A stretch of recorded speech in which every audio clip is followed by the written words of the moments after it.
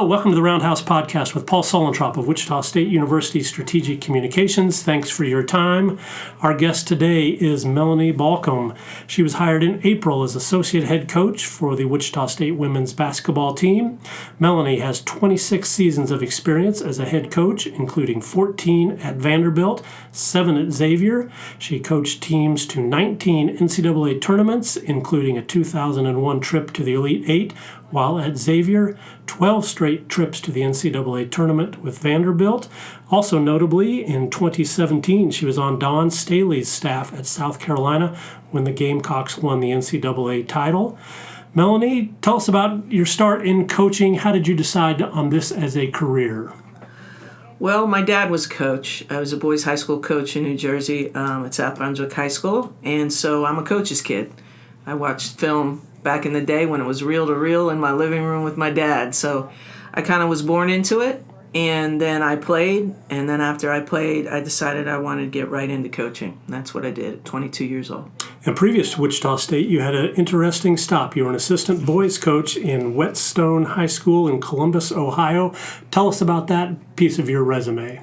Well, I have a son that I coached boys AAU in Columbus and then followed them and then ended up training some boys. And since my dad was a boys coach and I actually helped him one season with the JV squad, I felt like I just wanted to maybe jump on the other side and go a different direction. So I got myself out there on the boys high school side, and it was so rewarding. It's actually one of the reasons why I'm here in Wichita.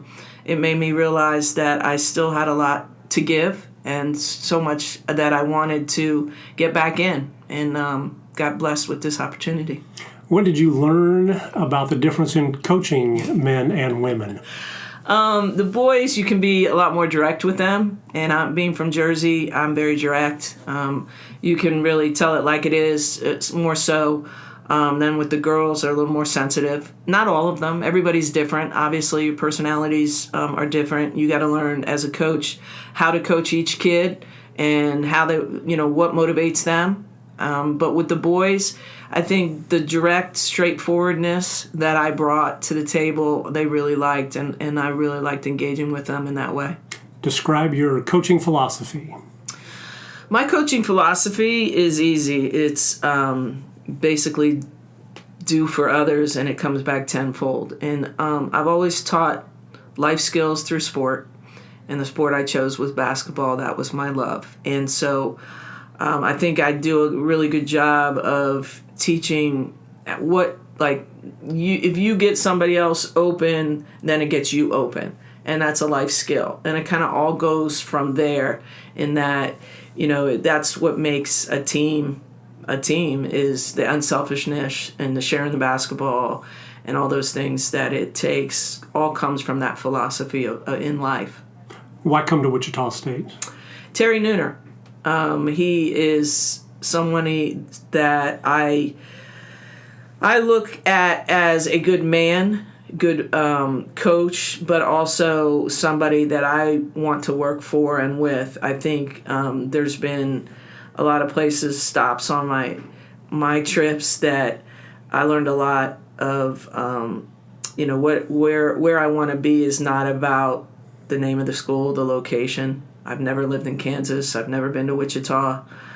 It was about who I would work for, not where I would work. And I know Terry as an assistant and he's scouted and coached against me as an assistant when I was a head coach. We have a lot of mutual friends, and I knew that this is a place where I wanted to come and serve, learn, and grow. Head coaching stops at Xavier and Vanderbilt. Highlights, what are you most proud of from those tenures? Oh, that's easy.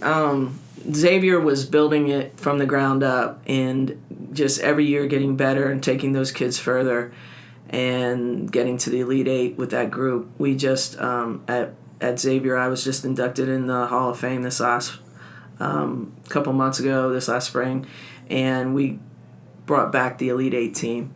And so many of those girls come back, and they are coaches. They played for a long time.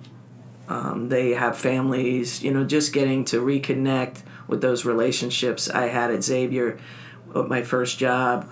I was also the men's coach. I was very close to Skip Prosser, who tragically passed at Wake Forest. And knowing so many of those, Terry and I were just talking about James Posey. He's friends with and I'm friends with. And we were like family at Xavier. And that's probably why I did what I did and continued to do what I did, because that first stop was amazing in D1. So lengthy, successful coaching career. Who's the player you coached that you would consider this is a great developmental story, somebody who you really helped hit the top of their achievement possibilities? I'm blessed to have quite a few. It's hard to narrow it down to one. I was really blessed with finding some diamonds in the rough, and that's what Coach Noonan and I were just talking about, the recruiting trail. I have a really good eye for what I think is somebody that people are going to overlook, but is actually, unless you evaluate them, you're not going to be able to see the potential that I see. Like, I see potential in a house. I've redone every house that I moved into. I don't move into the house that's already built, that's perfect. I go to a house that has a great foundation, and I look at it and I say, oh my God, I could take this scare cake house out, this out, and I could put this in, and I could do that. And I did that with every house I've been in. But I see the same thing in people. I see the good in people and the potential in them. And I find that those are the kids, whether it's Meredith Marsh, Retta Papari, Jen Phillips, Dee Davis, there's just so many of them. That was what I loved doing, is we took 3- and 4-star kids and made them 4- and 5-star kids. Development was our thing, but I think seeing something, that diamond in the rough that other people don't see, was a gift that I had. So when you go to a game or a weekend tournament, a showcase, what things are you looking for that you say that's a good indicator of a diamond in the rough? Yeah, I'm looking to spend more time watching a kid that I could tell you what I'm not doing. I'm not just body typing a kid. I'm not looking at a list. I'm doing a lot of things other people aren't doing. I'm watching for IQ. I'm watching for court vision. I coach court vision all the time. I'm looking for a great passer, somebody that can set other people up. And I know at every position what I want that person to do. I recruit for a system. I know what I want to do offensively. Like I said, my dad was a coach in boys high school for 35 years, and then he coached with Pete Curl at Princeton. And so I know what I want to do and what that looks like, and then I recruit players that fit that can fit in a system, but that also are better with the system than without it. Describe the offensive system.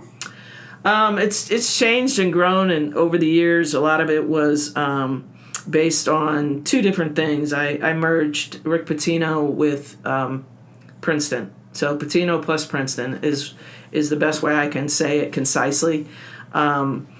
I coached at Providence, and we beat UConn and won the Big East as an assistant, and we averaged 97 points a game.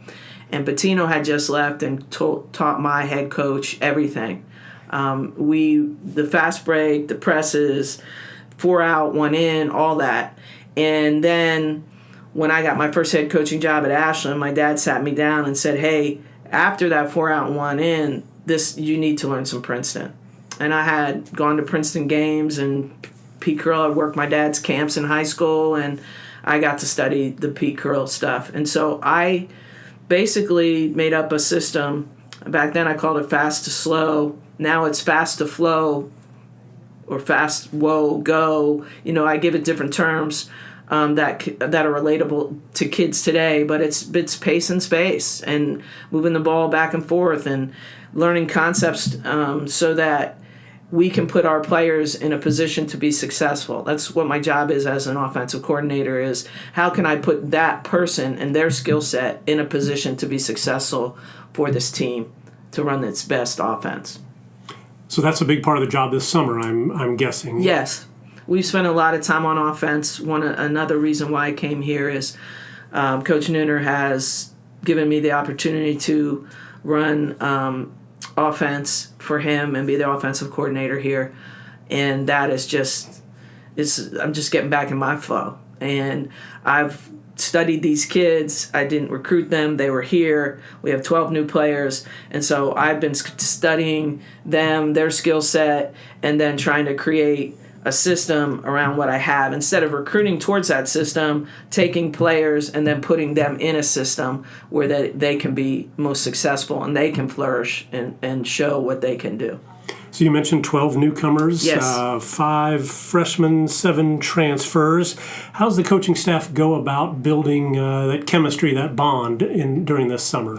That's been the easiest part. It's been amazing. There's not one kid that I haven't talked to that said, we all get along. We all do things together as a team and a group. And that should be the toughest part. None of them played together before, and here they are. I call it generational leadership. Now, that's been tough as far as terminology and what I want. There's nobody that can go out there and demonstrate, okay, the returners from last year run this. It's quick. Now I have to be more patient. They have to learn the terminology. They have to show each other. And then I think my job is to find leaders that can lead, that basically it doesn't matter if they're a freshman or a senior. And I think we're seeing that off the court as well. I think a lot of teams can hang out off the court and have fun, but can you create that chemistry on the court? And that's the challenge. And I think we're doing it really well right now. So you've had the Shockers back on campus for, 7 or 8 weeks Yes. now, going through workouts, practices, conditioning, all that kind of stuff. Yes. Give fans a couple names to kind of chew on before they get a chance to see them, I guess, at Shocker Madness. Who's making a good early impression? It's been different kids, different weeks. Off the top of my head, the hardest worker is easy, Mo Vincent. She came here from Missouri. I had seen a lot of film on her, and I think she's just fought through a lot of injuries and is tough, and that toughness and that drive. She's very open to everything, the film work, the extra work. So I would look to Mo right away. She also is pretty positionless. She'll play a lot of positions for us on the floor. After that, that's a transfer. But when you look at the freshmen, Mari Milton, Mari is picking up things quickly. She's a point guard, and with the ball in her hands, she can do a lot of things. She's got, a lot of potential, speed-wise, athleticism, but she's also smart and extremely coachable. So those are the same 2 names that Rachel Swartz gave me. So Really? those 2 seem to be making a positive impression. Mariah Vincent, a sophomore guard, 6-footer. She is out of Houston, Texas, and as you said, a transfer from the University of Missouri. And then Mari Milton, a freshman, a 5'7" guard. She is from North Crowley High School in Fort Worth, Texas. Top goals this summer for the Shockers?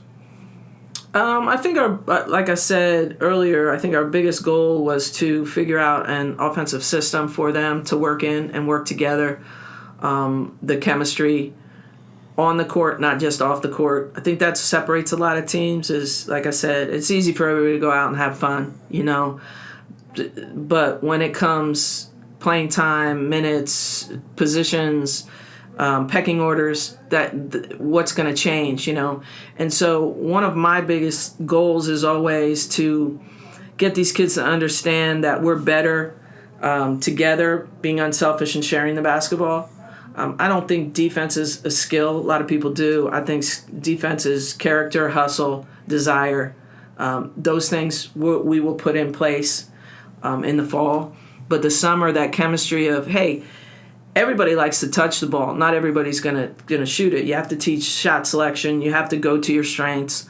All those things, their roles. We're looking for different players to accept their roles and be successful, and we're already building on those things. You mentioned court vision earlier, and I want to go back to that because I would consider that something you're largely born with. Can you teach it? To what degree can you really improve a player's court vision? I find myself coaching it more and more. I think the kids have a tendency now to be ball watchers because they didn't really run a system other than dribble drive in high school or in AAU where they're watching the ball. and everything they do is based on the ball driving or the ball being passed to them, and then they drive it, and the ball, where the ball moves and how they move. So I think that's the biggest thing, is court vision is looking at the court and knowing on the catch what's in front of you and where those people are and what those opportunities they have, and yourself, as far as, do I have a shot? Do I have a pass in the post? Do I have a clear drive? What's going on? I always say it's like traffic in the Jersey. Being from Jersey, I always say the turnpike. Like, there's 8 lanes. You have to change speeds, planes, but you also have to see a car ahead. If you're only staring at the car in front of you, you're going to have a lot of fender benders because you're just going to, react. So, and you don't want to be dictated. So everything's determined by, it's a counter to what the offense is doing. If I don't see a play ahead, if I don't see what's going on, and I'm staring down the ball all the time, and then when I catch it, everything's going fast. Somebody's running at me. There's a post here. I don't know what's going on over there. And I have to make those 0.5 decisions when I haven't seen the traffic. Who's 2 cars ahead? What's in this lane? What's over here? How can I make that decision? I can't. I'm going to turn it over. I'm going to pass it late. I'm going to make bad decisions. And that's what offense is. It's like making good decisions all the time. And so I coach court vision constantly. And I think that is one thing that's changed in the game. I think people used to see the floor better than they do now because of the type of offenses that they're coming from. Do you have a favorite WNBA, NBA player who you love to use an example? This person has great court vision, and I'm gonna ask you to watch them on YouTube. Again, a good question. I have some players that I really love.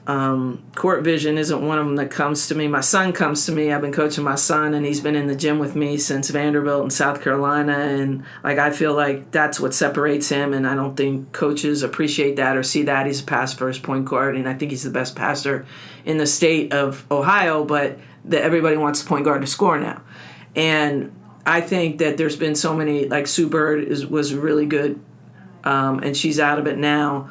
I think I look at players now and like to watch ones that I had or coached against, or I've gotten to the peak of their potential, like watching Alicia Gray, who I coached at South Carolina.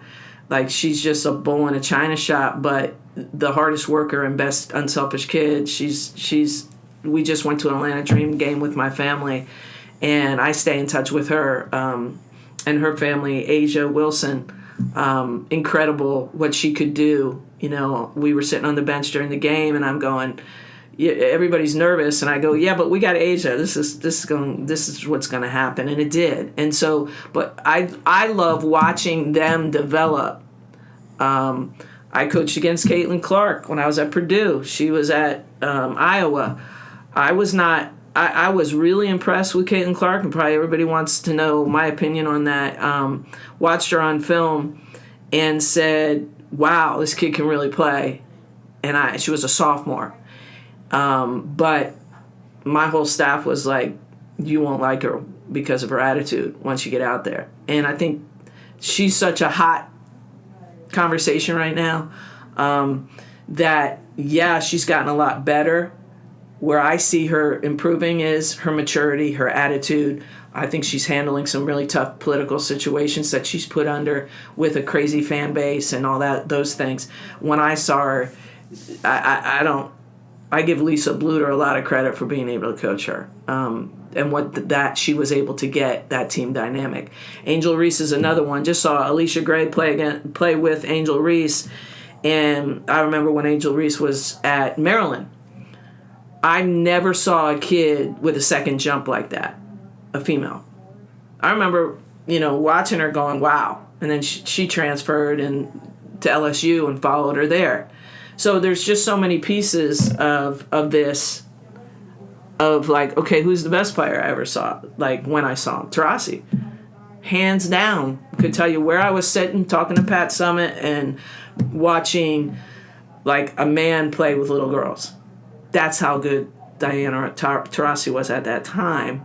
It's just so many. You'd be surprised at how many players that I've either coached against or coached or got to see in the recruiting process, that Candace Parker, like, I loved watching her as a WNBA player, totally different than she was in college. She was a hot mess in college, very emotional, fought with Pat all the time. I had to coach against her for 4 years. Sylvia Fowles, she just got all these awards and the banners hung down. She was a freshman at LSU, and she used to cry in huddles. And I used to ask Pokey Chapman, like, how do you not start her? And she's like, because she cries all the time.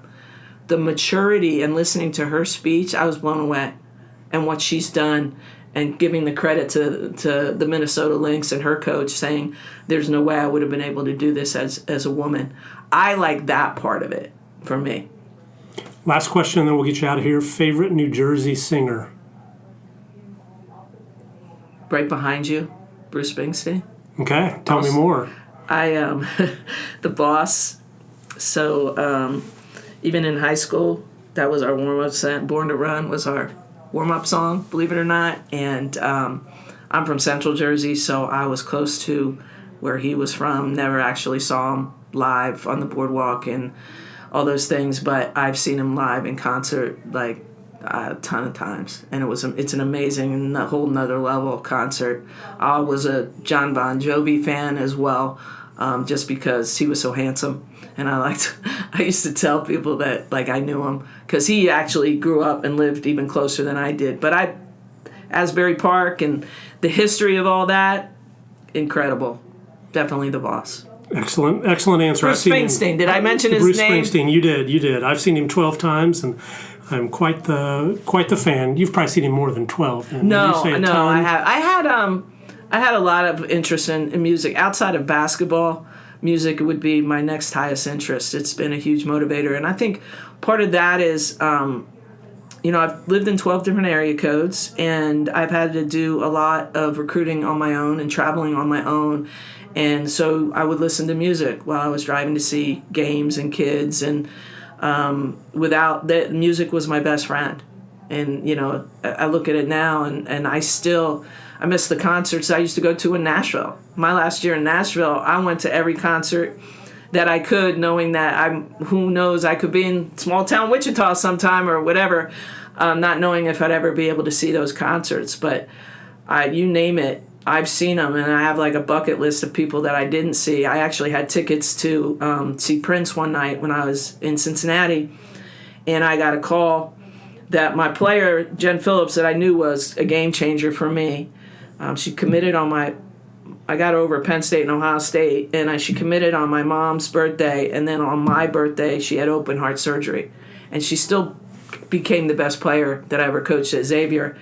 And I was heading out the door with a friend to go see Prince, and that was back when we didn't have cell phones, and I heard the phone in my condo, and I said, wait. It was a Friday night. Why did I say wait? Let's go back in. I hear my phone. Went back in, it was my athletics director, Jeff Fogelson, and he said, we've been testing the kids for their heart as a freshman, and she has a hole in her heart the size of a quarter. You might want to come down. And her parents were from Elida, Ohio, 3 hours. They were already on their way. And so those are the types of things like, man, and then Prince passed, so I can't get that concert. But I'd love to share and talk to you about music sometime, because I do have other interests other than basketball that I really enjoy. We'll do a separate Springsteen podcast. Frank Sinatra would have been the other one that I would have accepted. Bon Jovi, Springsteen, really? Frank Sinatra. Is Frank from New York or New Jersey? I think he's from New Jersey. Oh. We'll fact check me, okay. and we'll get to this later. Melanie Balcomb, she's the new associate head coach for Wichita State women's basketball team. Melanie, thank you for your time. Thank you, Paul.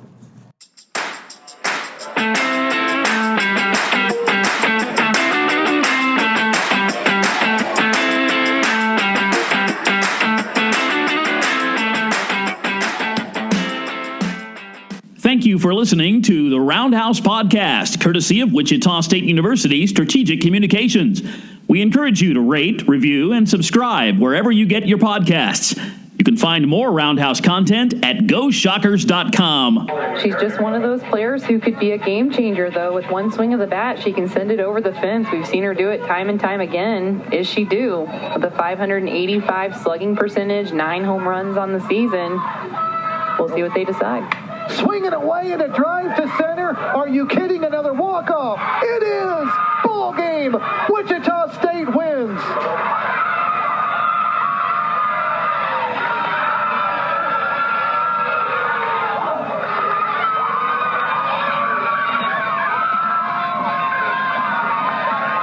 Two walk-off home runs today.